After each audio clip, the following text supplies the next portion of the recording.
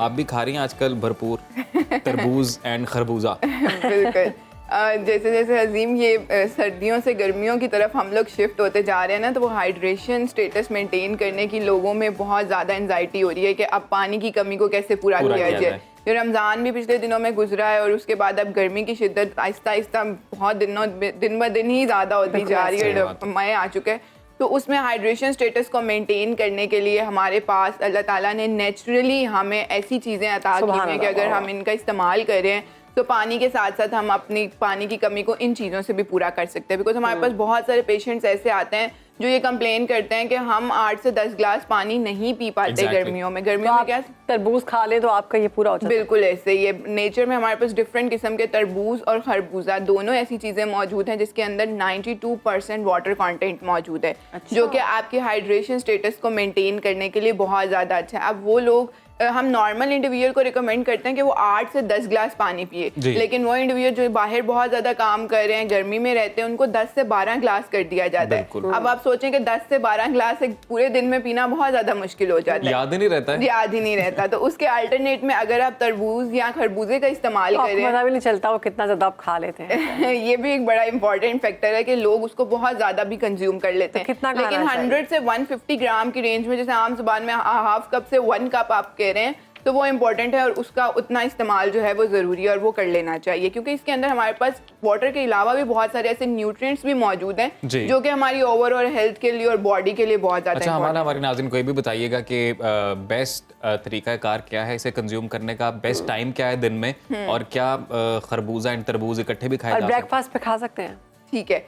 अच्छा, ये बड़ा इंपॉर्टेंट क्वेश्चन है कि इसको खाने का बेस्ट तरीका क्या है, क्योंकि मैं हमेशा अपने पेशेंट्स को रिकमेंड करती हूँ कि फलों को फलों की शक्ल में ही इस्तेमाल किया जाए। लगा के, काला नमक लगा के वो भी खाया जा सकता है, लेकिन वैसे फलों को फलों की शक्ल में ही इस्तेमाल किया जाए। जैसे फ्रूट जूसेस का लोग बहुत ज़्यादा इस्तेमाल कर रहे होते हैं, डिफरेंट किस्म की चीज़ों का उसके अंदर ऐड ऑन करके और उसको मिक्सअप करके इस्तेमाल कर रहे होते हैं। मेलन और वाटरमेलन के लिए तो ये मौजूद है ना कि वो ऑलरेडी वाटर उसमें बहुत ज़्यादा है, आप ना उसमें कुछ लिक्विड ऐड कर सकते हैं, ना आप उसको किसी लिक्विड के साथ ले सकते हैं, क्योंकि अल्टीमेटली फिर डायरिया होने का खतरा जो है वो बढ़ जाता है। इसलिए मेलन और वाटरमेलन के लिए कहा गया अगर आप उसको खा रहे हैं तो उसके आधे घंटे के बाद पानी का इस्तेमाल करें, उसके साथ किसी लिक्विड चीज़ का इस्तेमाल ना करें। और ब्लड प्रेशर वाले पेशेंट्स नमक लगा के उसका इस्तेमाल ना करें, उसको वैसे ही इस्तेमाल करें। बहुत सारे लोग नमक, चीनी या डायबिटिक पेशेंट खा सकते हैं। डायबिटीज पेशेंट्स के लिए, क्योंकि इसमें ग्लाइसेमिक इंडेक्स इसका थोड़ा सा हाई है, शुगर बढ़ाने की कुव्वत ज़्यादा है। डायबिटीज़ के मरीज जो हैं वो अपने कंसल्टेंट की रिकमेंडेशन के मुताबिक अपने ब्लड शुगर लेवल्स के अकॉर्डिंगली ही इसका इस्तेमाल करें। अब ये बात कि इसको खाने का बेस्ट टाइम कौन सा है, फ्रूट है, फ्रूट का बेस्ट ऑप्शन होता है आप नाश्ते और दोपहर के खाने के दरमियान में जो आपका मिड मॉर्निंग स्नैक है, आप उसमें इसका इस्तेमाल करें, क्योंकि इसमें वाटर कंटेंट इतना ज्यादा है, आपको फुलनेस की फीलिंग देता है, आपको भूख नहीं लग रही है। एम्प्टी स्टमक के साथ हम खा सकते हैं। एग्जैक्टली वही टाइम जिस टाइम पे कल आप तरबूज खा रही थी, वही बेस्ट टाइम। बहुत शुक्रिया। आप ऐसा करिए, अजीम रोजाना लेकर आए, बड़ा अच्छा आपने किया। बिल्कुल अजीम, आप रोजाना लेकर आए ताकि जो है इसकी अफादियत से और भी फायदा हो सके शहरवानों को। यहाँ इसके अलावा अफादियत के साथ वो इतना मीठा और इतना लाल था, ओ हो शानदार तरबूज। ये भी आप लकी हैं कि आपका तरबूज लाल और मीठा निकल आया है। कहते हैं ना नसीबों वाले को मिलता है लाल दवाना। बिल्कुल ऐसे ही है। अच्छा, एम्प्टी स्टमक के साथ हम खा सकते हैं? एम्प्टी स्टमक के साथ ब्रेकफास्ट में भी इसका इस्तेमाल किया जा सकता है। बड़ा इंपॉर्टेंट क्वेश्चन है, लोग नहीं इस्तेमाल कर रहे होते लेकिन ब्रेकफास्ट में इसका इस्तेमाल किया जा सकता है। सॉरी, लोग कहते हैं डायरिया हो जाता है। डायरिया हो जाता है, लेकिन वो तब होता है जब आप इसके साथ डिफरेंट किस्म की चीजें, जैसे मैंने बात की, आप इसका जूस बना के यूज कर रहे हैं या आप इसको पानी के साथ यूज कर रहे हैं, उस कंडीशन में होता है। एम्प्टी स्टमक अगर आप अपने रिक्वायर्ड अमाउंट में इसका इस्तेमाल करें तो आपको फुलनेस की फीलिंग देगा, आपका वेट बढ़ने का खतरा जो है वो बहुत ज्यादा कम हो जाएगा। नहीं, जूस नहीं, बिकॉज ऑलरेडी ये वाटर, इसमें आप सोचें 92% वाटर ऑलरेडी मौजूद है, आप इसका क्या जूस पियेंगे। हाँ, इसको अकेले का आप इसका जूस जरूर बना सकते हैं, मतलब इसको विदाउट वाटर आप ग्राइंड करें, लेकिन उसमें एक शर्त है कि इसको आप अक्सर देखते हैं कि लोग दूध में भी इसको मिक्स करके इसका जूस पीते हैं। हाँ जी, वो सोशल मीडिया पे बड़ी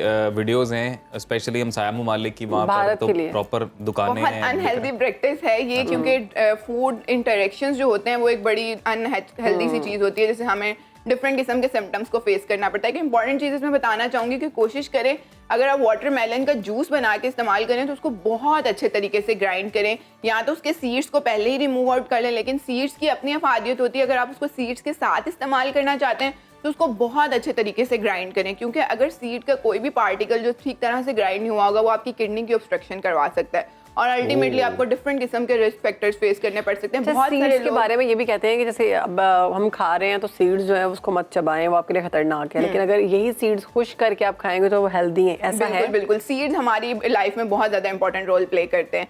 सीड्स को खाने का तरीका और खाने का वक्त अगर आपको पता है, डिफरेंट किस्म के सीड्स अपार्ट फ्रॉम वाटरमेलन भी डिफरेंट किस्म के सीड्स जो हमारी सोसाइटी में हमारे पास अवेलेबल हैं, वो अगर आप जिस भी तरह से इस्तेमाल करें वो आपके लिए बहुत फ़ायदेमंद है। लेकिन आपको पता होना चाहिए अगर आप पाउडर फॉर्म में यूज़ करें तो किस क्वांटिटी में यूज़ करें, अगर आप वैसे यूज़ करें तो किस क्वांटिटी में यूज़ करें, किस चीज़ के साथ यूज़ करें। बिकॉज हम यूजुअली पेशेंट्स को कहते हैं आप स्प्रिंकल करके अपने सालन के ऊपर भी यूज़ कर सकते हैं, आप अच्छा। उसको अपनी रोटी में पकाकर भी यूज़ कर सकते हैं। ये वाटरमेलन के भी सीड्स? नहीं नहीं, ये मैं डिफरेंट सीड्स की बात कर रही हूँ। वाटरमेलन के सीड्स का भी तरीका है कि वो इस तरह से इस्तेमाल किए जा सकते हैं, लेकिन जब उनको इस्तेमाल करना है तो प्रॉपर्ली ग्राइंड करें, क्योंकि उसमें किडनी ऑब्स्ट्रक्शन होने का खतरा ज़्यादा बढ़ जाता है। और वो इतना ज़्यादा हो जाता है अजीम के कुछ पेशेंट्स को हमें सर्जिकल ट्रीटमेंट्स की तरफ लेकर जाना जो हम खा रहे होते हैं ये भी ना निगला करें फिर। हाँ, इंपॉर्टेंट तो यही है कि ना वैसे निगला वो तो की जाए। वो गलती से कोई एक आधा च्यू हो जाता है, वरना मैं तो तो ऐसे ही अच्छा हमारे ये बताइएगा कि हम मोस्ट ऑफ द टाइम ये करते हैं काफी मतलब 1 या 2 दिन मेरे ख्याल से तो फ्रिज में पड़ा भी रह जाता है। कई बार अगर लोग ना खाएं उसको, तरबूज को काट के कई दफा फ्रिज में रखा जाता है, तो ये ठीक है, वो खराब तो नहीं अच्छा, होता वो कोई? उसकी शेल्फ लाइफ पर डिपेंड करता है कि आप जो फ्रूट लेकर आए हैं वो ऑलरेडी पीछे से कितना फ्रेश आ रहा था। बहुत सारे लोग होते हैं जो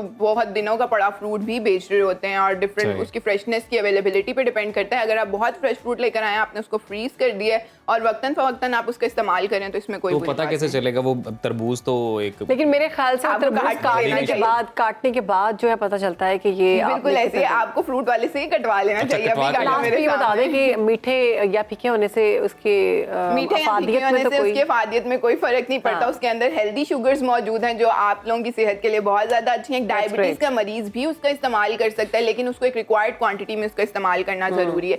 इसके अलावा एक बात बताती चलो, कॉन्स्टिपेशन के लिए खरबूजा बहुत ज्यादा बेहतर है। अच्छा। कॉन्स्टिपेशन को रिलीफ देने के लिए खरबूजे का इस्तेमाल जरूर करें, उसके अंदर फाइबर की क्वांटिटी बहुत अच्छी मौजूद है। हार्ट हेल्थ के लिए, कोलेस्ट्रॉल के लिए, इम्यूनिटी को बूस्ट करने के लिए तरबूज और खरबूजा दोनों ही बहुत ज्यादा इंपॉर्टेंट है।